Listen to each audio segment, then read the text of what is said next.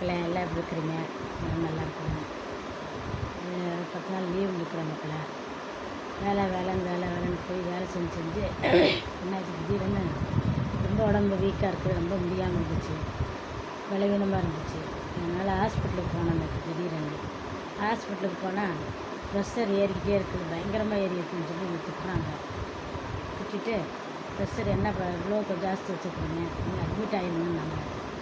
நான் தான் கடவுள் பார்த்துக்குவார், எல்லாத்தையும் அவருக்கு கருத்தில் கொடுத்துருக்குறோம், அவர் நம்மளை பார்த்துக்குவார் அப்படின்ட்டு கொடுக்குற மருந்து மாத்திரை வாங்கிட்டு நான் வீட்டுக்கு வந்துட்டேன்.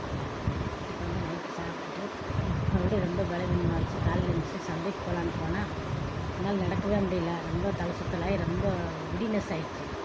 அப்புறம் சரின்ட்டு அங்கேயே உட்காந்துட்டு ஒரு இடத்துல உட்காந்துட்டு எங்கள் வீட்டுக்காரங்க எல்லாம் வாங்கிட்டு வந்தார், காயெல்லாம் வாங்கிட்டு அந்த மாதிரி ஆயிடுச்சு மக்களை.